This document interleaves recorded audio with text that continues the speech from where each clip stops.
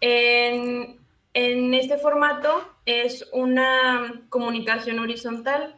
Nos hablamos en una manera como colegas y nos tratamos de esa manera. El diálogo aquí no es un debate, no vamos a contrarrestar lo que dijo el otro, sino a aportar. Cada quien, ahorita Fabián nos va a platicar sobre algo, nosotros vamos a conectar con eso, vamos a dar nuestra opinión o nuestra reflexión sobre el tema y vamos a ver con quién más vamos a ir conectando. Es más como un diálogo, como una aportación entre todos sobre lo que nos va a proponer Fabián. El 3, que es la inteligencia cultural. Cada uno de nosotros tiene su propia historia, venimos de diferentes países y cada uno tiene una formación y una vivencia única y personal. Entonces, cada quien tiene una inteligencia cultural. Hoy en esta tertulia lo que se va a hacer es que cada uno vamos a compartir nuestro.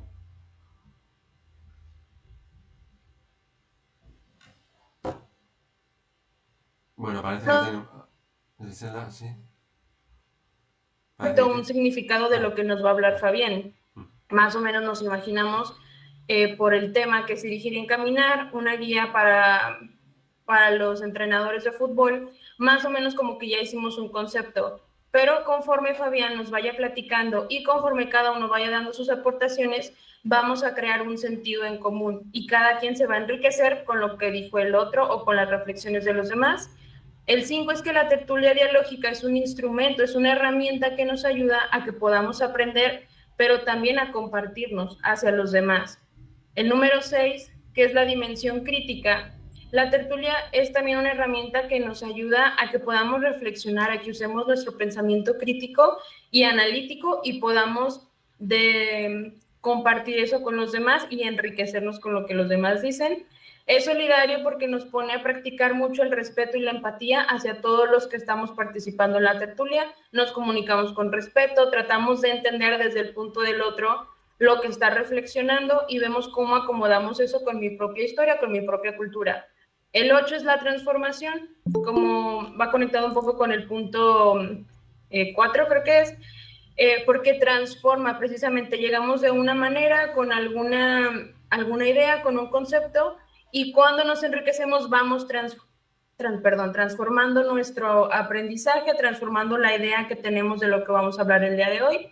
El 9 es que tenemos libertad de expresión, cada quien puede compartir libremente, nos va a ir dando la palabra a Fabián conforme vayamos levantando la mano, conforme vayamos abriendo el micrófono, para que todos nos escuchemos y cada quien puede expresar libremente lo que piensa, lo que ha reflexionado sobre lo que Fabián nos va a compartir y los demás vamos a respetar y cuando nos toque ser los que escuchamos, respetamos y somos empáticos con lo que el otro nos está compartiendo y así es una mecánica.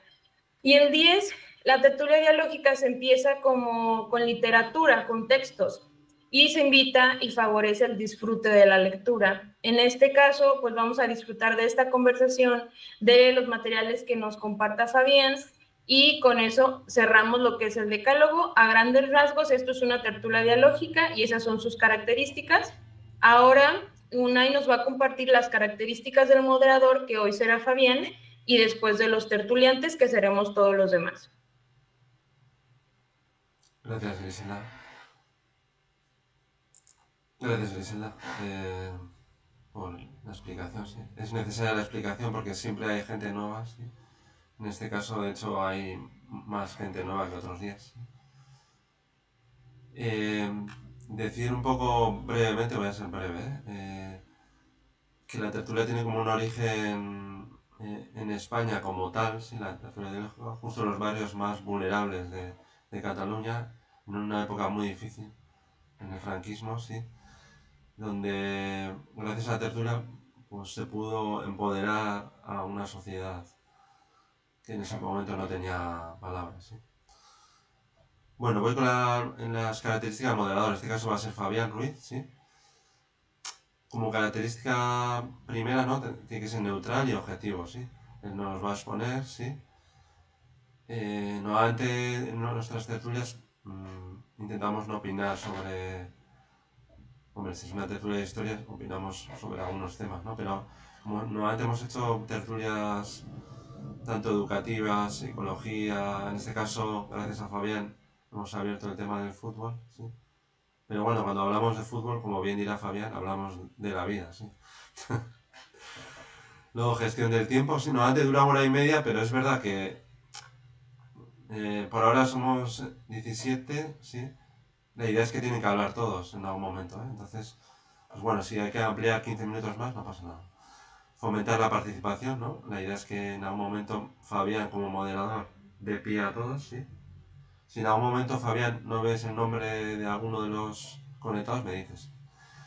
Mantener el foco, ¿sí?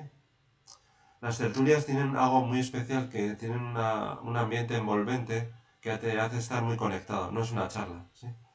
Entonces, normalmente la gente que hace una tertulia, ya veis que algunos han repetido, pues quieren repetir, ¿sí? Asertividad también, ¿sí? Empatía y sensibilidad. La sensibilidad va a aparecer en todo momento. En este caso Fabián va a tener, y sé que va a tener, empatía y sensibilidad. Conocimiento del tema, está claro que Fabián lo va a tener, ¿sí? E incluso luego los tertulianos vamos a añadir cosas, ¿sabes? Y respeto y cortesía. Hasta ahora, esta es la sexta tertulia y han sido sin problemas, ¿sí? En ese sentido, ¿no? Pasamos a Griselda, a los tertulianos, ¿sí? Y ya en nada ya te damos la palabra, ¿eh, Fabián? ¿Sí? Bueno, los tertulianos, como personas que a principio escuchan, ¿no? Tienen que tener una curiosidad intelectual. Hasta ahora ha sido así, ¿sí? Ha habido padres, ha habido profesionales, ¿sí? En este caso también habrá gente del mundo del deporte, ¿sí? Escucha activa, ¿sí? Como os decía, es una sesión donde uno está muy conectado, ¿sí? Autocrítica, ¿sí? Respeto a la diversidad de opiniones, eso nos toca a nosotros, a Fabián no, ¿sí? Empatía también, como Fabián va a tener con nosotros también con él. Espíritu colaborativo. Normalmente las tertulias tienen un don que es que surge un ambiente de comunidad, ¿sí? Muy especial. Brevedad y claridad, eso sí que os pediría, sí, porque si alguien habla 10 minutos, pues deja a otros sin poder hablar, ¿sí? ¿Vale? Y habilidad para argumentar y fundamentar, ¿sí? Y normalmente muchas veces también se puede conectar con vivencias personales, ¿sí? Entonces, bueno, esta es un poco nuestra introducción, Fabián, ¿sí? Aunque al final nos hablarás de tu perfil, también nos puedes hacer una referencia un poco de quién eres, de dónde vienes y cuál es tu profesión, ¿sí? Muy bien. Buenas noches, buenas tardes a todos. Gracias, Unai, Griselda, muchas gracias. Muchas gracias a todos por participar. Y bueno, yo voy a arrancar directamente. Mi nombre es Fabián Ruiz. Todavía no voy a decir qué hago, pero sí le voy a decir que si para algo estamos en el mundo, si no es para ayudar al otro y si no es para ser una persona humilde, ¿no? De brindar un servicio para que estamos, ¿no es cierto? Yo he hecho 2 libros. El segundo libro se llama Dirigir y Encaminar, una guía práctica para entrenadores de fútbol. Y la elección del título es simplemente por dar un mensaje ya desde el principio con el libro. El libro se divide en distintas partes, da mucha información de aspectos técnicos, tácticos, estratégicos, pero también desde un aspecto formativo, social, si se quiere hasta inclusive filosófico, ¿no?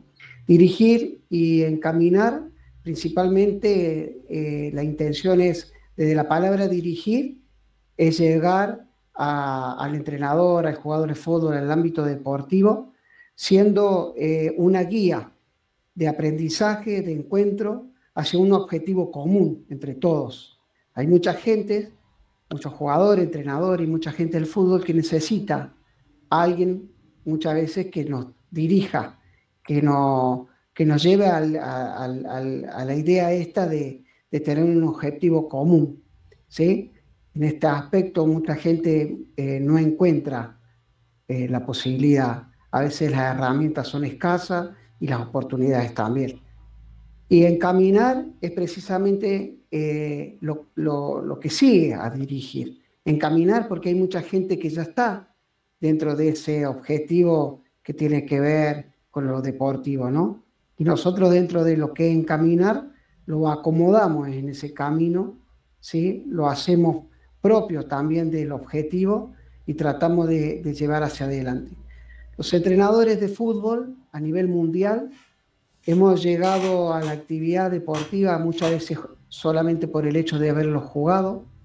Siempre lo hemos rodeado de otros profesionales como preparadores físicos y muchas veces también hemos estado supeditados a lo que haga el jugador y no tanto a nuestro conocimiento académico. Generalmente siempre fue un conocimiento de la propia experiencia. Hoy en día el entrenador de fútbol es mucho más que una propia experiencia. Tiene que estudiar, tiene que capacitarse, se tiene que relacionar con todo el ámbito deportivo y en este caso con el fútbol. Hoy las culturas o las barreras se han caído, los límites ya no se existen. La posibilidad del internet nos posibilita de conectarnos con el mundo y eso implica también conocer del otro. Es por eso que el libro Dirigir y Encaminar fundamentalmente está orientado y el objetivo principal es mejorar el ámbito deportivo, mejorar al entrenador de fútbol y obviamente ahí vamos a ver reflejado cómo mejora el deportista. Así que ese es el tema que vengo a comentar y a hablar con ustedes y nada, a escucharlos y bueno, y tratar de pasar una tarde hermosa con ustedes.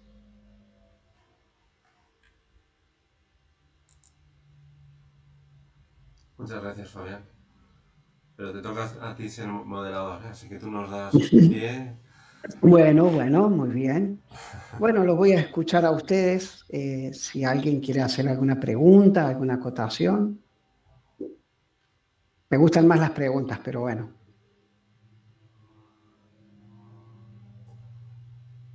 ¿O ha quedado muy claro? Sí, Unai, te escucho.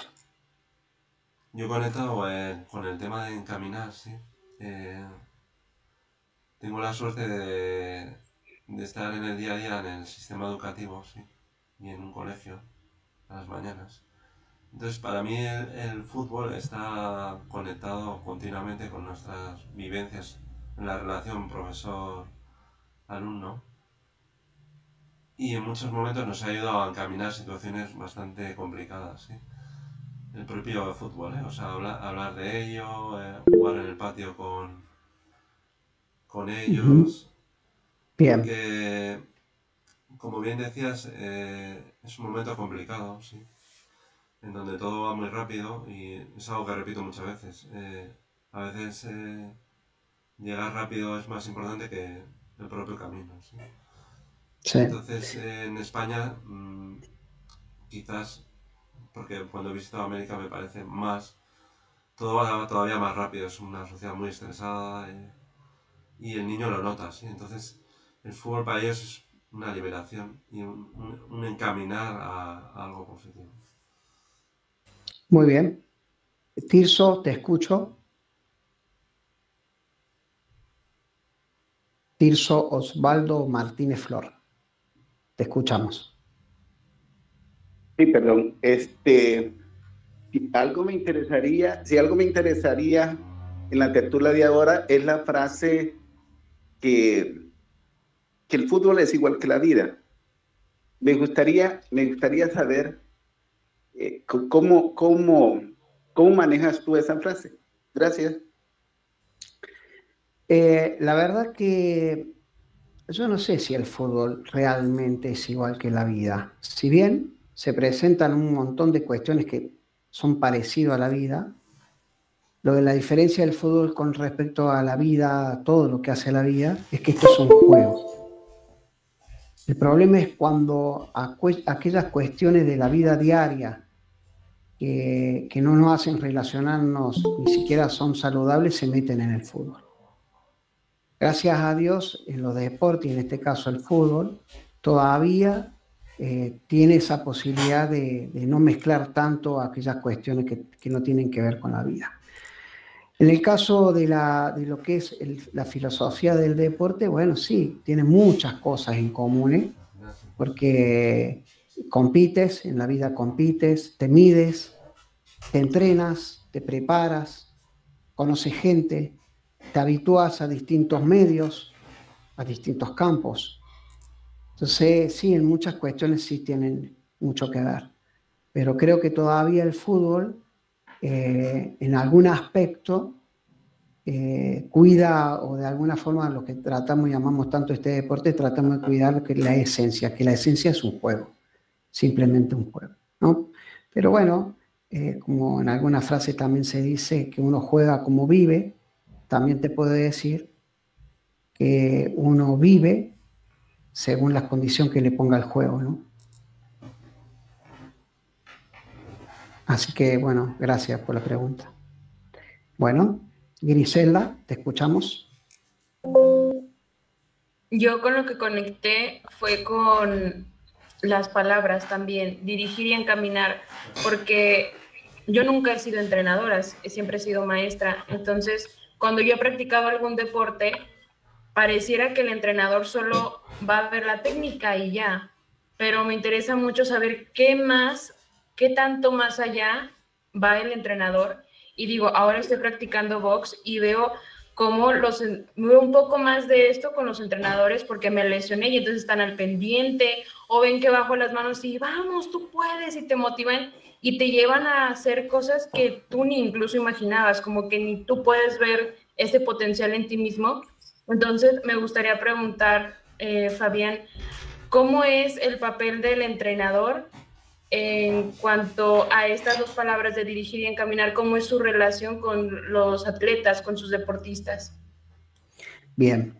Dirigir tiene que ver cómo nosotros vamos a guiar a una persona. En realidad la palabra dirigir tiene que ver con esto de guiar, ¿no? La guía tiene que ver principalmente con el liderazgo que uno realiza al grupo que maneja, ¿no es cierto? Cómo maneja ese liderazgo. Y a partir de ahí, cuando uno maneja el liderazgo, lo que uno pretende que con su ejemplo, tanto los jugadores como entrenadores que uno capacite, sigan ese ejemplo. Para eso tenemos que trabajar mucho en la persona nuestra, porque nosotros estamos llevando a un lugar que teóricamente aquel que nos escucha quiere llegar. Para eso tenemos que ser un ejemplo, somos un líder.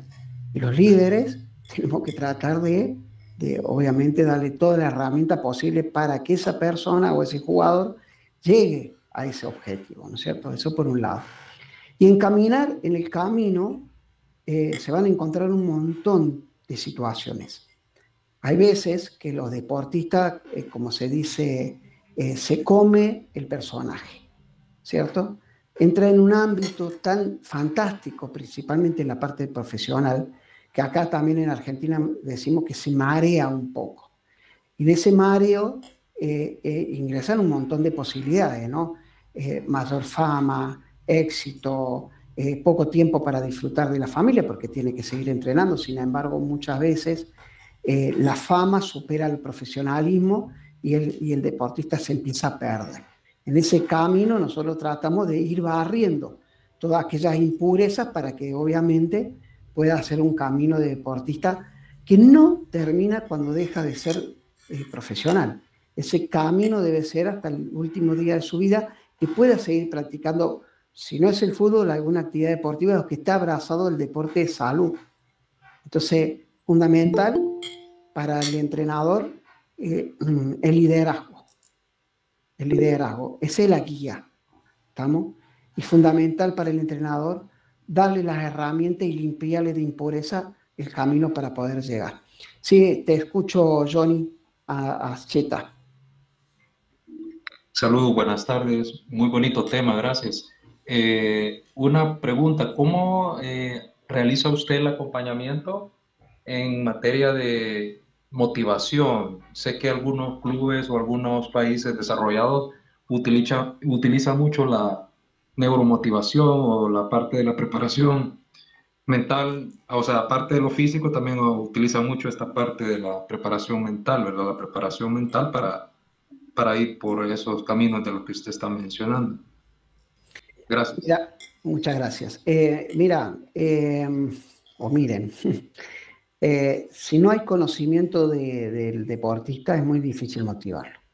Para eso yo utilizo alguna entrevista, voy conociendo, quiero saber un poco más de ellos, de su familia, de con quién vive, qué siente cuando participa, cuando entrena, si disfruta del entrenamiento, si no disfruta del entrenamiento, qué es lo que más disfruta, qué lo hace sentir contento, feliz.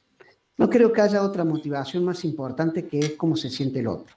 Para eso tenemos que indagar un poco, tenemos que saber qué siente. Y tiene que ver con el conocimiento de la persona, es fundamental conocernos. A partir de ahí es donde uno tiene que saber dónde va a tocar.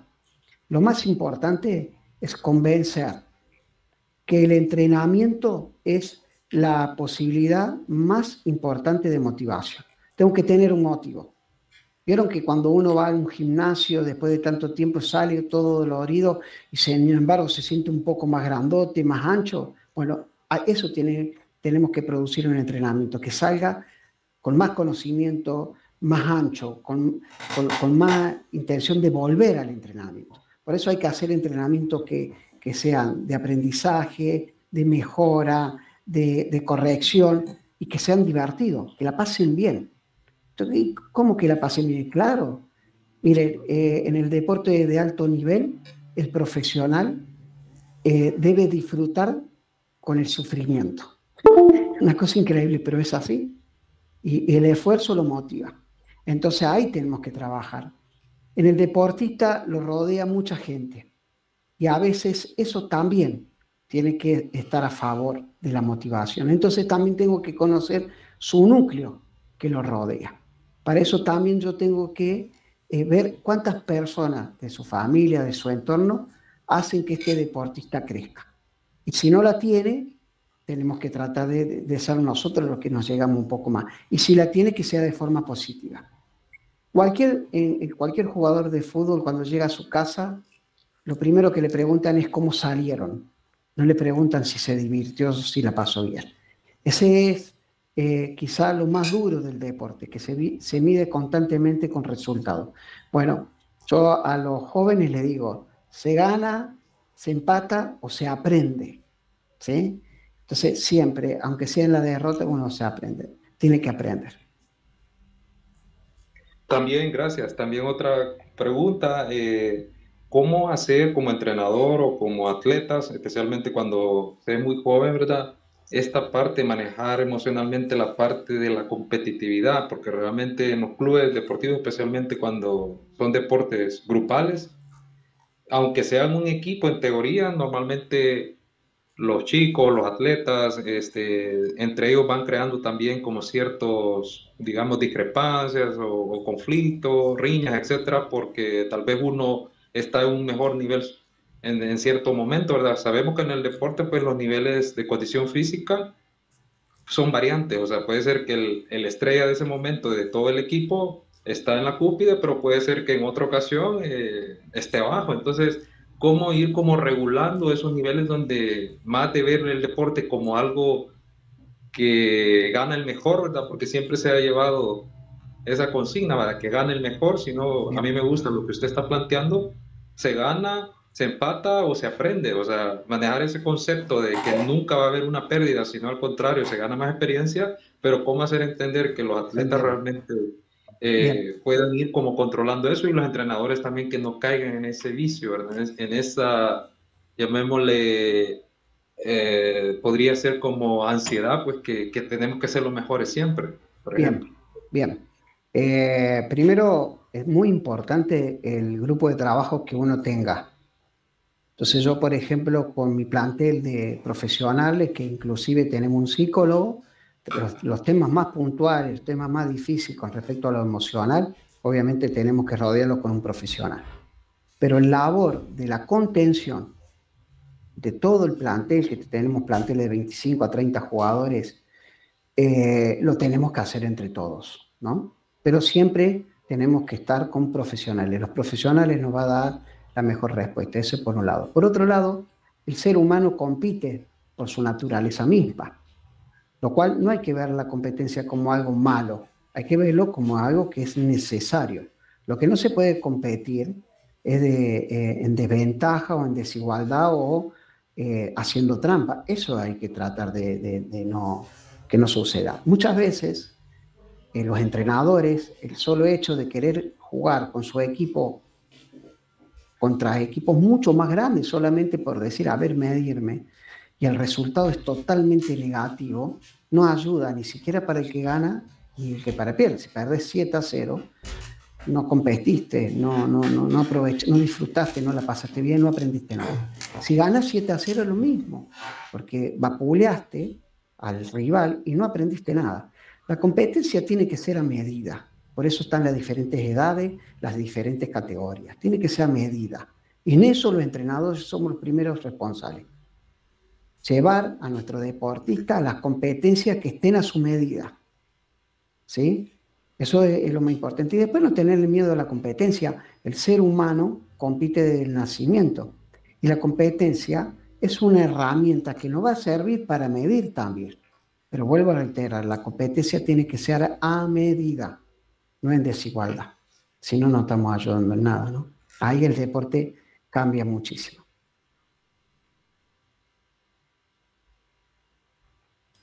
Bueno.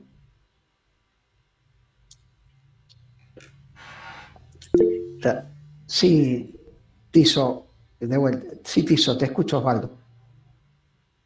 Fabián, en tu libro, no sé si nos puedes enumerar la parte filosófica, aparte de lo que acabas de decir, ¿qué otros aspectos filosóficos están incluidas en tu libro que necesitamos saber en relación al deporte y que al final también funcionan para la misma vida? Gracias.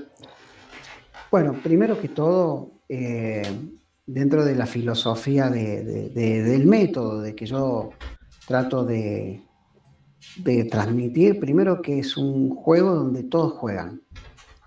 Acá es importante los jugadores que hacen las diferencias, pero es importante que todos jueguen. O sea que de nuestra cultura, filosofía y nuestra forma de ver el deporte, como es un deporte en conjunto, primero que todos tienen que sentirse partícipes. Todos tienen que ser parte de ese juego. Segundo, la solidaridad. No todos pueden hacer cosas distintas en el deporte.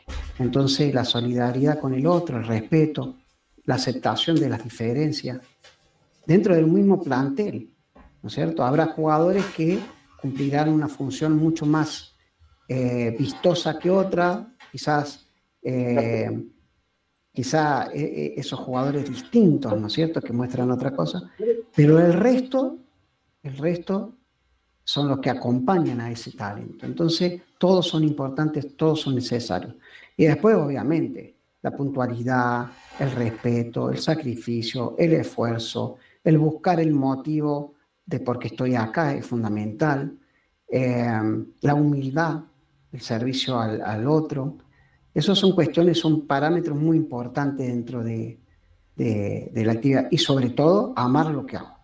Esa es una filosofía de nuestro propio juego. Y después, obviamente, ya quizás nos metemos en la parte mucho más técnica, qué quiero jugar. El juego, la filosofía se tiene que ver reflejada en el juego. Entonces, si yo digo solidaridad con mi compañero, es cuando mi compañero se equivoca, yo lo ayudo. Cuando mi compañero se equivoca, yo acepto su equivocación y lo motivo a que la siga intentando y que le va a salir bien. Cuando hablo de jugar en equipo, que el balón, que la pelota pase por todo, que no siempre sea el mismo.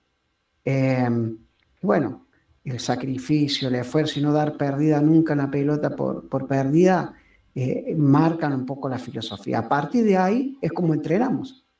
Y cómo entrenamos sí tiene que ver cómo jugamos. Si entrenamos con estas bases filosóficas fundamentales, obviamente que después lo vamos a ver reflejado en los partidos. Entonces en los entrenamientos tiene que haber respeto, aceptación, liderazgo, compañerismo, compromiso, bueno, todo esto que hace el fútbol, ¿no?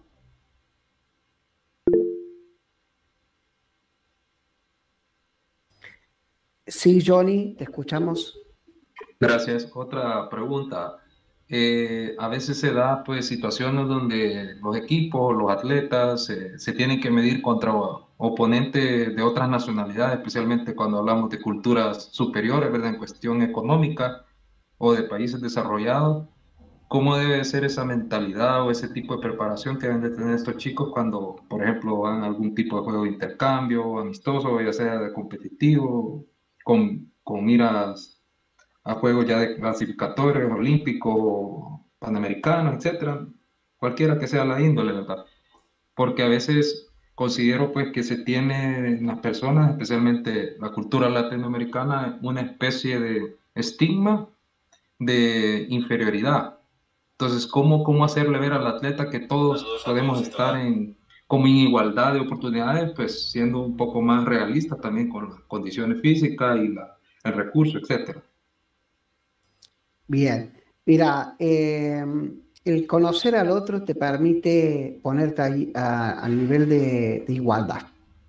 Yo creo que en las competencias, tú lo has dicho, con diferentes países, diferentes culturas, diferentes filosofías, pero el juego es uno solo, es el mismo el juego, para todos por igual. Algunos jugarán mucho más fuerte, un poco más agresivo, otros harán arte al balón, otros jugarán de otra forma, pero la aceptación y el conocimiento, obviamente que si yo digo, bueno, voy a jugar con tal país, yo consideraré su estatura, su forma de jugar, todo eso, pero después las cuestiones culturales, en el sentido de diferencia, no hay diferencia, es un mismo juego. Y después la posibilidad, yo siempre hablo, Argentina es un país que llegan muchos países limítrofes a trabajar, a estudiar a nuestro país. Y yo siempre le digo a aquellos que vienen, jugadores, entrenadores y gente que viene a estudiar, a trabajar, que a nosotros nos enriquece culturalmente las otras culturas. Entonces, bueno, obviamente que se considera algunas cuestiones técnicas con respecto al torneo, pero después, bienvenido a esos eventos donde tus jugadores, tus entrenadores se relacionan con el resto, porque ahí está la importancia del aprendizaje, ahí está la importancia del juego, ¿no? Más que todo, ¿sí? Creo que levantó alguien la mano, pero no me... Griselda, ¿tú has levantado la mano? No, ¿no? No, me parece. Entonces creo que nos tenemos que enriquecer con esto, como lo estamos haciendo ahora, por ejemplo, ¿no? Soy muy respetuoso en escuchar y le agradezco, pero eso principalmente es un deporte universal. Eso es lo que ha logrado el fútbol. Se reconoce, yo ahí por ahí a veces les pregunto a los entrenadores, ¿cómo juegan los argentinos? ¿Cuál es nuestro juego? Cuando nuestros niños constantemente ven fútbol a nivel mundial. Entonces el fútbol se ha hecho del mundo. Entonces hoy se puede ver jugar de la misma forma que se juega en Argentina, en otros países, y en realidad el juego es común en muchos aspectos en todo el mundo, ¿no es cierto? No sé si se está contestada la pregunta, Johnny. Sí, claro, gracias. Y una más, el beneficio que todo este tipo de acción, ¿verdad? En el ámbito deportivo puede tener también con respecto a la calidad de vida, al desarrollo de inteligencia de las personas, e incluso en la parte no solo social, sino que también económica. ¿Cómo puede esto mejorar este sistema de vida que puedan tener las personas que practican, en este caso, fútbol, por ejemplo? Bueno, mira, es interesante la pregunta porque el deporte no hay que verlo como un rédito, en el caso de los niños jóvenes, como un reto económico, laboral el día de mañana.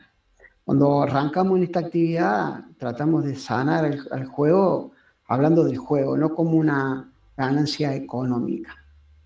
Sí tenemos que estimular el esfuerzo, el sacrificio y la dedicación, pero no el hecho de que en algún momento se van a salvar económicamente o van a ser profesionales. ¿Pero por qué?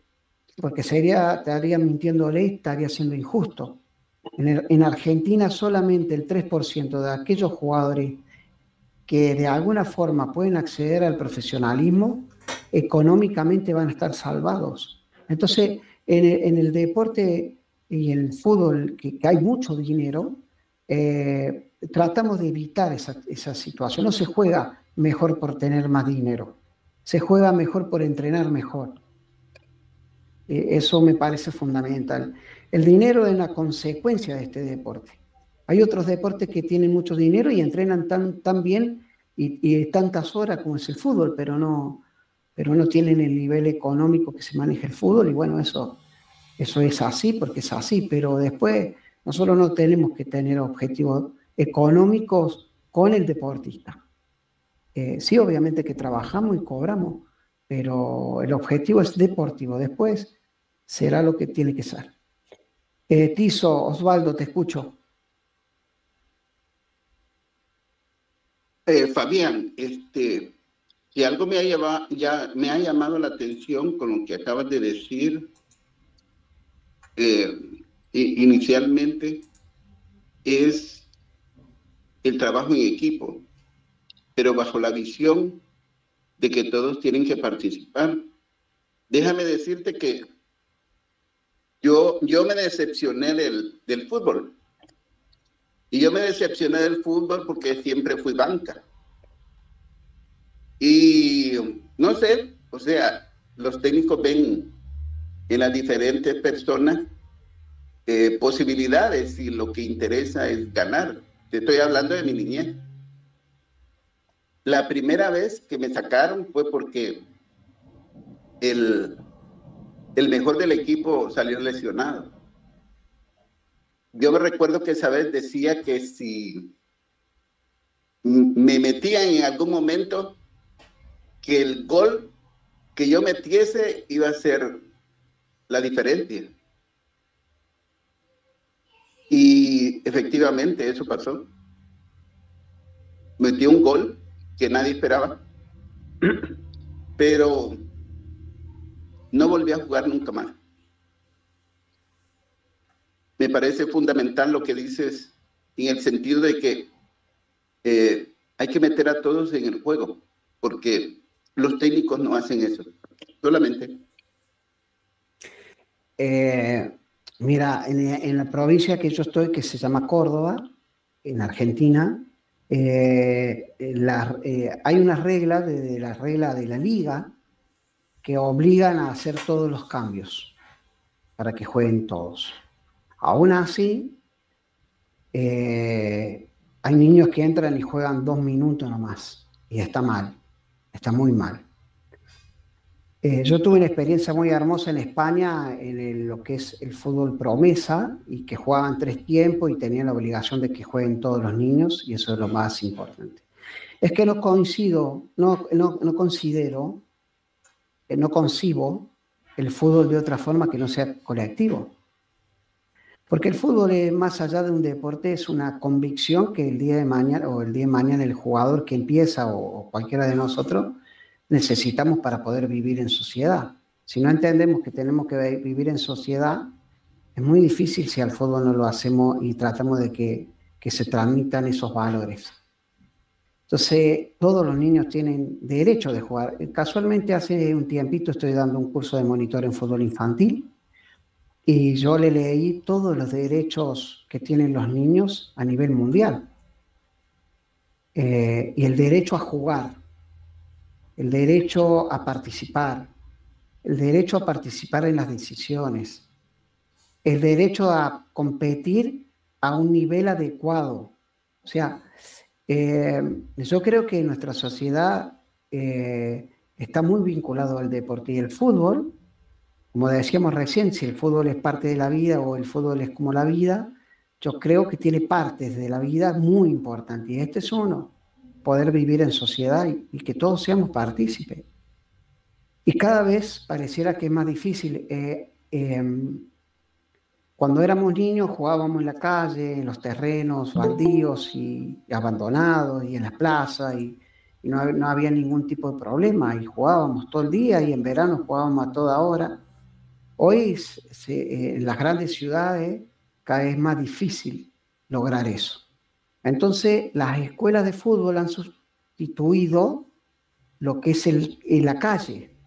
Al sustituir la calle, bueno, entonces las escuelas de fútbol tienen que propiciar el espacio para que los niños jueguen. Lo que pasa es que ahora también las escuelas se parecen a clubes, o sea, tienen un nivel de competencia tan importante que estamos dejando el juego lúdico, el juego de lo improvisto, de juego que cuando tú estabas en tu casa te golpeaban la puerta, te tocaban el timbre y tú salías y jugabas a lo que te invitaban los amigos, ya sea a la escondida, a las persecuciones, al fútbol, a lo que sea. Entonces hemos perdido el deporte espontáneo, el juego espontáneo. Entonces tenemos que volver a las bases, y la base es volver a jugar con amigos y en grupo desde esa edad. Y eso nos va a permitir reflotar, yo creo, no tengo duda en eso. Sí, Osvaldo, te escucho. No sé si está contestada la pregunta, Osvaldo, porque quedó tu manito levantada. No sé si quieres hacer otra pregunta. No, perdón, la dejé levantada, así gracias. Claro que fue contestada. Muy amable. Vale. No, por favor. Sí, Unai. Fabián, he estado escuchándote a ti y a los demás atentamente. Sí quería aprovechar para ampliar un poco el tema de algunos aspectos que se han hablado de solidaridad, trabajo en equipo. Y un aspecto que me preocupa últimamente es el tema de la inclusión en el deporte, ¿sí? Yo lo veo como docente y también en algún momento puntual cuando he estado en el deporte, que no es algo fácil, pero es algo que tenemos que agarrar fuertemente, ¿sí? Mira, una de las tertuliantes, de hecho, Miriam, que está ahí, luego espero que hable, lleva un organismo también, que bueno, que hace una labor muy importante, sí. Pero bueno, me gustaría como abrir el debate a ti y a todos, pues cómo meter la inclusión de alguna manera más natural para que los niños también naturalicen, niños y niñas, naturalicen pues esos procesos de jugar en equipo, ¿sí? Disfrutar. Bien, bien. En las escuelas normales acá en Argentina estaba dentro de las modificaciones, las escuelas tienen que aceptar, por ejemplo, ¿no? Los niños con discapacidad. No sé qué cantidad de niños deben entrar sí o sí en las escuelas, pero es una reglamentación que tienen para todo tipo de escuelas, privadas, no privadas, públicas, ¿no? Que es un poco la apertura también, ¿no? Pero vamos al fútbol. Una vez me preguntaron si era lo mismo el fútbol femenino que el fútbol masculino. Y yo le dije que el fútbol es uno, que no diferencia de género. ¿Estamos?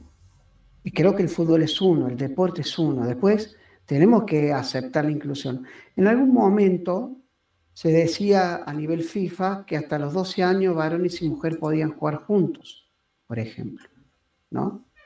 Entonces, el fútbol ha tenido cierta apertura, pero hay otras problemáticas más graves también, ¿no? A veces los deportes, no en el caso tanto en el fútbol, pero a veces el deporte, para acceder a ese deporte necesita uno un nivel económico mejorado, superior, para poder acceder, que eso también tiene que ver con un poco con la discriminación. Para eso, en algún aspecto, en algún momento, el Estado acá le pedía a los clubes 10 becas, 20 becas, y esas becas las pagaba el Estado y podían participar en la actividad deportiva. Pero bueno, se está haciendo, pero no sé a qué nivel, ¿no? Sí, te escucho, Ancheta. Así dice Sí, Chol. gracias. Abonando a lo que habló Unai sobre la inclusión, ¿verdad? Yo tenía también otra pregunta y más como un comentario de parte suya, ¿verdad? De cómo ve la parte esta, que también que el deporte hoy en día pues está, no digo que eso esté mal, ¿verdad? Pero que se está comercializando mucho y se está dejando de un lado también esa participación ciudadana, pues que, por ejemplo, aquí yo soy de El Salvador y acá uno de los fenómenos que se da con cuestión de deporte, especialmente en el fútbol, es que muchos espacios públicos se han como una especie de privatizado, o sea, porque para poder ir a practicar a una cancha cerrada, por ejemplo, antes eso se podía hacer libremente sin ningún tipo de autorización. Si no había nadie ahí jugando, no podía con facilidad acceder, ¿verdad?, al local o al espacio. Pero ahora resulta pues, que hay personas particulares en espacios públicos que están cobrando como cuotas para que los chicos, los niños, los adultos incluso vayan a hacer prácticas en horas del día, pues en horas, digamos, hábiles o laborales, y de alguna manera pues también eso incide en que se da mucha la exclusión de grupos sociales, pues porque es lógico que aquella persona que no puede pagar un registro para poder practicar a diario, ir a estos deportes, ¿verdad? Pues queda como excluido de esa parte. Entonces, ¿cómo ve usted esa parte y cómo debería manejarse por parte de los clubes, incluso la sociedad civil, el gobierno, las instituciones educativas, etcétera? Porque realmente para mí sí lo considero un problema serio, que en vez de abonar al crecimiento deportivo en nuestros países, pues lo que hace es que se vuelve más clasista, más limitado, ¿verdad? Bueno, eso es mi pregunta, comentario y también su opinión, ¿verdad? Bueno, en el caso de Argentina los clubes son sociales, no hay SAT, no hay clubes privados. Pero bueno, ahora hay un gran debate a nivel nacional y se está peleando con eso, por un lado. Pero los clubes, si bien son sociedades anónimas sin lucro, digamos, los clubes obviamente que manejan una cuota para que accedan los deportistas. Eso por un lado. Por otro lado, hace un tiempo, me has hecho recordar, hace un tiempo, yo dicté una charla en relación al deporte y a la conquista o a la recuperación de los espacios verdes, ¿no? Los espacios verdes, si son públicos, son del Estado, lo cual nadie podría. Pasa que cada legislación de cada país, yo no conozco todo cómo sucede en otros países. Le puedo comentar cómo sucede en Argentina. Acá los espacios públicos son para todos, por igual. Y nadie puede lucrar con el espacio público, digamos, ¿no? Eh, pero bueno, suceden estas cosas. Y después, primero, concientizando a la gente que el Estado público es de todo, el espacio público es de todo. Entonces, cuando hice esa capacitación, hablábamos del espacio público y cómo recuperarlo, ¿no es cierto? Lo otro que arrancaste en la pregunta de que se está comercializando mucho el deporte. El deporte es un gran negocio, en el caso del fútbol es la industria más grande a nivel mundial, ¿sí? Tiene sus cosas muy positivas, la salud, la investigación, la ciencia, están alrededor del deporte. Y cuando más economía se mueva, más posibilidades de descubrir cosas tiene. Hoy podemos valorar a un deportista gracias a la posibilidad económica de hacer programas que nos posibilitan medir todo, lo físico, la velocidad, la resistencia, todo. Y eso es gracias al deporte. Y también en la cuestión salud. Yo siempre hago esta comparación. ¿Qué hubiese sido del Kun Agüero si no se le detectaba un problema cardíaco? Seguramente ha ido a un cardiólogo especialista de lo más importante del mundo que le dijo, hasta acá llegaste, no podés jugar más profesionalmente. Si no hubiese sido por eso, él hubiese seguido jugando y quizá podría haber muerto en una cancha. Entonces, como yo decía recién, la competencia, la competencia no va en contra del desarrollo y del aprendizaje. Y lo económico, en lo posible, tenemos que tratar de que no vaya en contra del desarrollo. Puede pasar que hay algunas contaminaciones que suceden, pero bueno, tenemos que tratar de reinventarnos constantemente para poder seguir cuidando este deporte y que se siga disfrutando, porque lo más importante no es lo que vemos por televisión, es el resto, todos aquellos que practican y disfrutan de esta actividad. El resto es el 3%, que no es todo el mundo. No sé si está contestada la pregunta. Andrés González, te escucho. Hola, profe, ¿cómo estás? ¿Qué tal? ¿Cómo anda, Andrés? Muy bien. Saludos desde Canadá. Ah, muy bien. Sí, Andrés estaba hablando. Sí, bueno, tenía una pregunta referente a cómo como técnicos creamos una idea de juego. Por ejemplo, en mi caso, el club, digamos que en sí no me ha transmitido una idea de lo que, me ha transmitido una idea de los valores de equipo, pero no me ha transmitido una idea de juego. No sé si cabe en el desarrollo de jóvenes. Digamos, lo que yo me planteo es como director técnico a esta edad, ¿tengo que tener una idea de juego o tengo que variar más que todo escuchaba a Marcelo Bielsa que decía que cuando los jóvenes están en periodo de desarrollo, que lo mejor que se puede hacer es utilizar formaciones tácticas regularmente para que los jóvenes se adapten. Entonces, bueno, te contesto, Andrés. Ningún deporte se juega si no se respeta la cultura. La cultura, hay que respetar la cultura y la filosofía de ese lugar. La forma de jugar tiene que ver con la cultura, con la historia. Apaga un poco el micrófono porque me está retumbando a mí. Ok. ¿Sí? Gracias, Andrés. Tiene que ver con la cultura y tiene que ver y con los gustos. ¿Cómo te gusta a vos? ¿Qué te gusta hacer?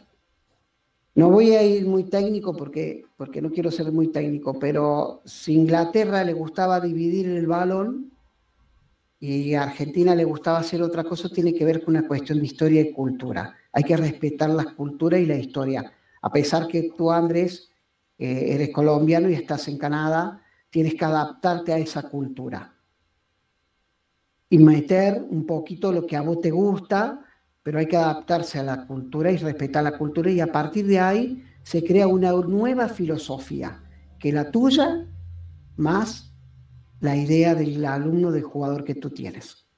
Tienen que hacerlos partícipes del objetivo.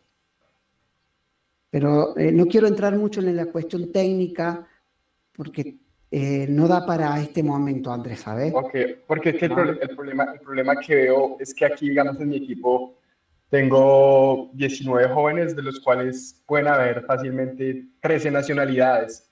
Entonces Bien. es bastante, porque cada uno tiene como su forma de ver el fútbol y su forma de jugar.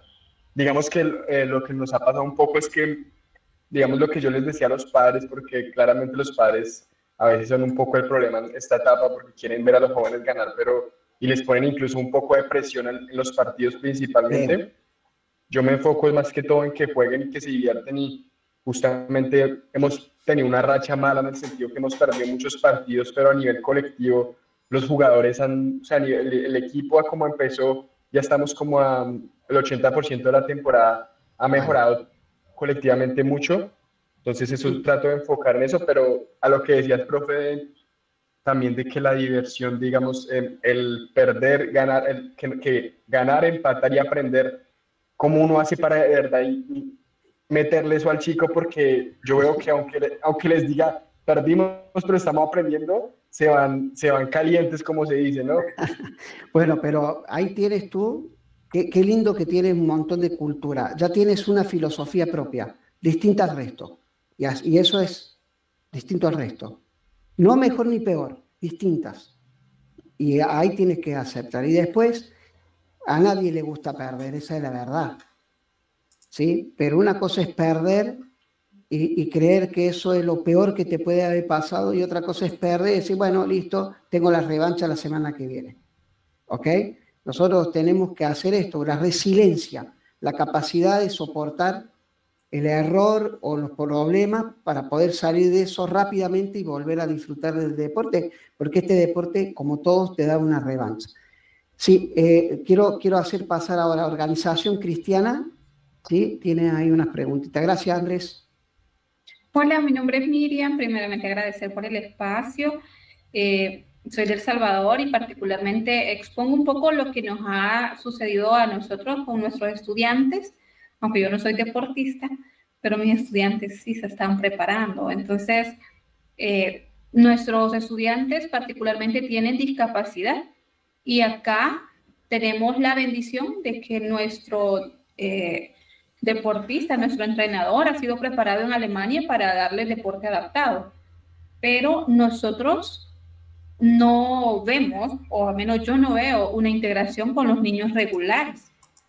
Y de hecho, ahí va un poco mi pregunta, porque mi hija anda en inclusión, ya tiene 10 añitos, pero ella conoce de inclusión, y le digo, mi amor, vamos a traer a los niños acá, bueno, a una cancha, y me dice, mami, pero es que el niño va a agarrar la pelota y no me la va a querer dar, me dice, y va a ser una falta, y empieza ella a exponer su opinión al respecto. Entonces, quizá mi pregunta va enfocada hacia futuro, si usted cree que en algún momento en el deporte o en el fútbol habrá esa sinergia de grupos de personas con discapacidad, con limitantes o condiciones, o seguirán siendo grupos segregados tal cual como lo estamos haciendo así, que pues desde mi perspectiva no es inclusión, sino están siendo nada más grupos apartes. Un gusto saludarles. Ojalá que sea así, que cada vez sea mejor. También tenemos que incluir las decisiones políticas, ¿no es cierto? Hacia dónde quieren llevar los políticos las decisiones con respecto a esta problemática o a esta necesidad, ¿no? Los niños, para incluir a los niños con capacidades diferentes o discapacidades, no sé cómo sea, porque en cada país tiene su forma de nombrarlos. La intención principalmente es que a través del deporte tengan mayor posibilidad de movilidad, de inclusión, mayor oportunidades laborales, mayor oportunidades de estudio.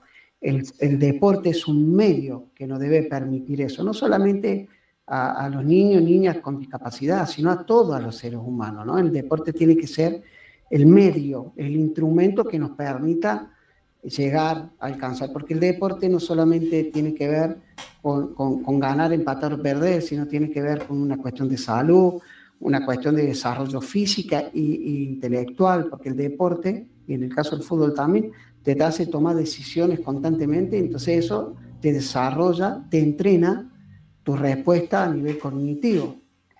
Y en el deporte de inclusión también debería ser lo mismo. O sea, tiene su reglamento y se basa en ese reglamento, que es donde le permite al deportista medirse con sus pares en las mismas condiciones, digamos, ¿no? Eso es lo que hace el reglamento, permite medirse con las mismas condiciones.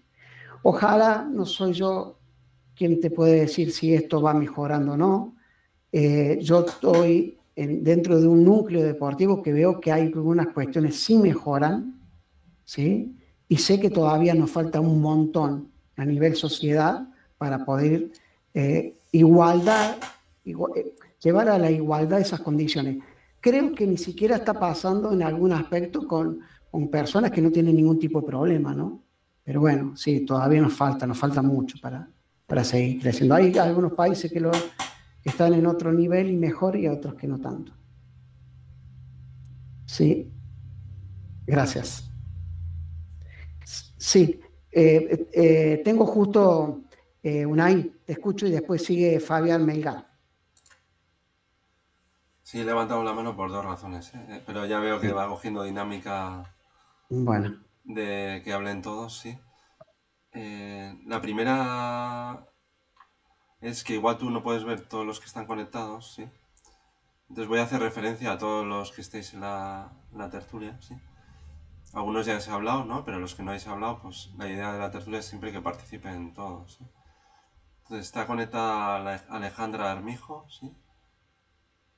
Ana Baraja Reyes, ¿sí? Sí, aquí estoy. Hola Ana, ¿qué tal? Bueno, acaba de entrar otro nuevo. Johnny ya ha participado, Griselda también. Juan, creo que he visto antes que tenía conectado el vídeo, sí. Julio César. Miriam ya ha compartido un tema muy importante que ahora voy a comentar. Oscar, sí. Sergio R.ro. Tirso ya ha hablado, sí. Verónica, no sé si es tu mujer. Sí. Y Joana Bendaño, sí. ¿Vale? Luego hay algunos que han entrado y van entrando y saliendo, supongo por problemas de conexión, sí. Entonces, bueno, os animo a todos, sí. Y luego ya por cerrar mi aportación, la pena que ya no está Andrés, justo desde los que ha entrado y ahora se ha salido. Quería comentar un poco en el tema de la cohesión, sí. Parece fácil lo del tema de la cohesión, pero no es tan fácil. Con grupos multiculturales, sí. Y identidades diferentes, con códigos diferentes. Entonces, justo hace unos días que Griselda y yo estuvimos dando un taller sobre las emociones, ¿sí? Y un poco nos hablaban de que cada vez es más difícil contener a los grupos porque la diversidad también es mayor, ¿sí? Pero también de ahí surgió la esperanza que la diversidad puede hacer un grupo más fuerte, sí. Pero, como decía muy bien Andrés, se necesita tiempo, sí. Pues igual los resultados no llegan, pero el equipo se está haciendo, sí. Eso respecto a Andrés, que me da pena que ahora no esté, justo para contestarle. Lo que decía Miriam es verdad, o sea, todo lo que ha dicho es verdad. Yo pongo un ejemplo, lo estoy un poco concretando en la última clase que he tenido, pero tenemos un chico con TDAH en este caso, ¿sí? Que nosotros le proponíamos a los padres que hiciera deporte.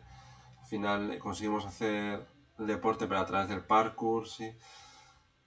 Pero luego es verdad que con los entrenadores no conectaba. Entonces, siempre yo creo que para poder haber una buena inclusión dentro de los equipos deportivos de base, sí que tiene que haber figuras que puedan hacer de puente, ¿vale?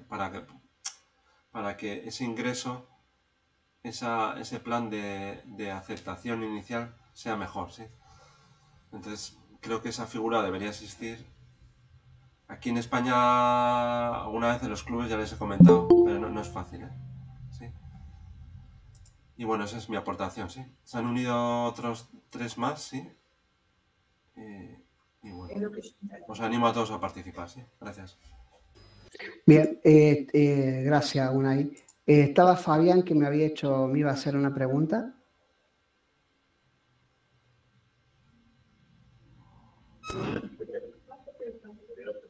Sí, buenas tardes, maestro Javier Ruiz.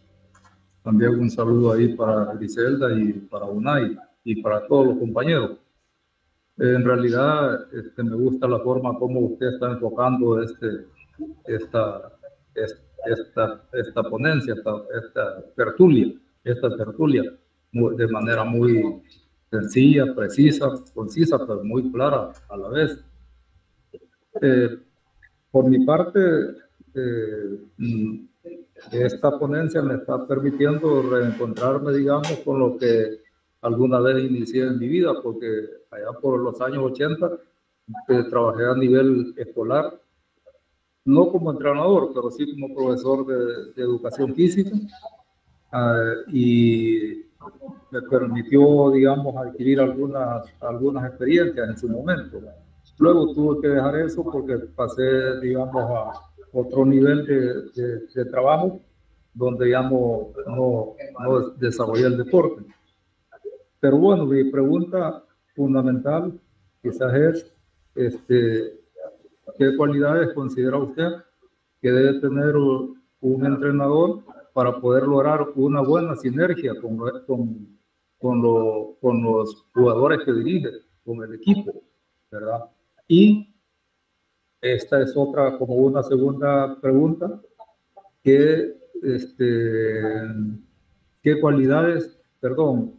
valores son para usted imprescindibles en un equipo de fútbol? Solamente. Bien, muchas gracias, Fabián. Como entrenador, yo creo que los entrenadores no tenemos que imitar a nadie y tenemos que ser lo más auténtico posible. Ahí es el primer mensaje que uno le da cuando se presenta frente al plantel. El plantel lo observa en todo aspecto, constantemente le va a hacer una evaluación de la persona que es. Y si usted quiere aparentar algo que no es, seguramente el jugador en tarde o temprano se va a dar cuenta. ¿Qué quiero decir con esto? Hay que mostrarse totalmente auténtico como uno es. No tiene por qué imitar ni hacer nada que no esté dentro de sus posibilidades. Segundo, la humildad. Entendiendo que la humildad es ponerse al servicio del otro.